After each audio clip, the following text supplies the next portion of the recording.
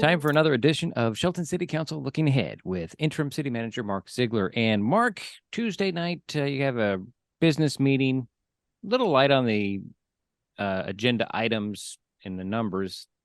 Thing that stands out to me, and I ask you about is your first presentation, March financial status report. What can you tell us about the city finances that are not going to put everybody to sleep? Because the numbers get people snoozing sometimes, especially me. But what can you tell us about the finances of the city? Well, first and foremost, this is a monthly financial report that we provide to the council throughout the year. This was implemented a couple years ago by former manager Knighton, and I think it's a really important tool for our council and for the general public, and kind of seeing where we at real time. And real time is kind of monthly, for municipal government. We generate or collect property taxes that come in, the bulk of them, after the April due date for first half taxes and after October. But we have a lot of revenue streams as far as sales tax and fees, fee collection, and obviously expenditures throughout the year on a daily basis. So this gives us an idea of where we're trending and gives the council an idea of how we are kind of aligning with the adopted budget that they adopted going into 2023. I think the important thing to mention here and provide for our public is the 2023 adopted an expenditure line that dedicated in fund balance. So kind of your savings account, if you will. If you're a homeowner or a private party, you have a little bit of savings there. So we dedicated some of our savings account to pay for some things like expanded jail capacity with our contract with Nisqually Jail. So that was purposeful. That was to hold people accountable in our community, and we didn't have the general fund revenue necessarily, or the anticipated revenue in 2023 to pay for those costs up front. So we anticipated spending some in fund balance there.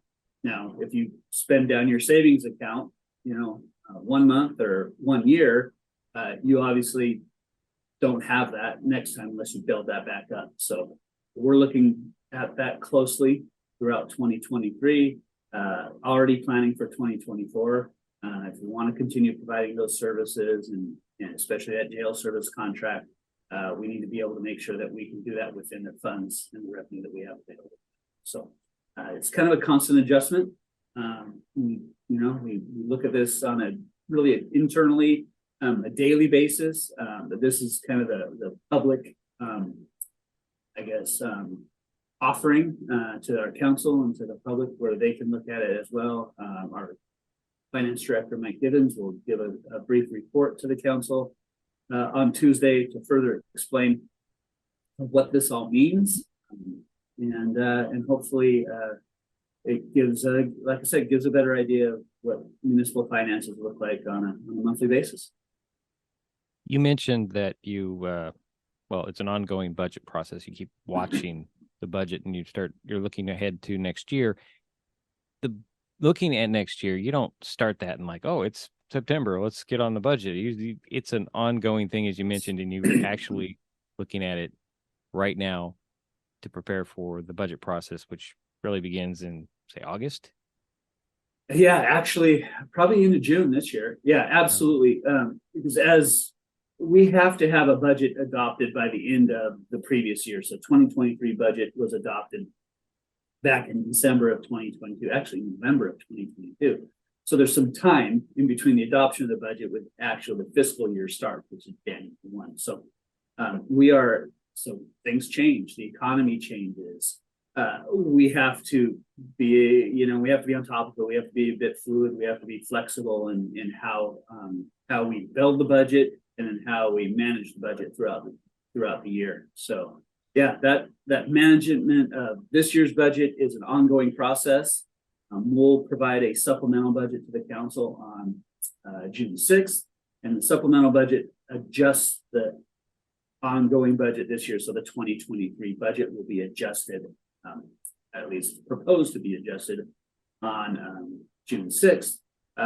Most of those adjustments, or typically those adjustments, occur when you receive a grant that you weren't anticipating, or you have an expenditure that you didn't anticipate. And so we adjust our budget accordingly throughout the year to just make up for those and formalize those adjustments within the budget. It gives staff, it gives the public, it gives the council a true, transparent idea of of where our budget is and where it's heading. So we'll start 2024 budget here by the end of June.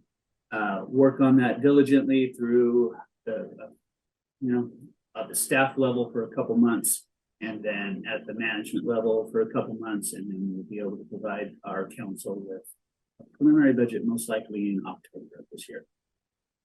Okay. Well, Tuesday night, City Council meets 6 p.m. Civic Center courtroom. Attend in person via Zoom, or you can catch it on the city's YouTube channel. Thanks, Mark. Thanks a lot.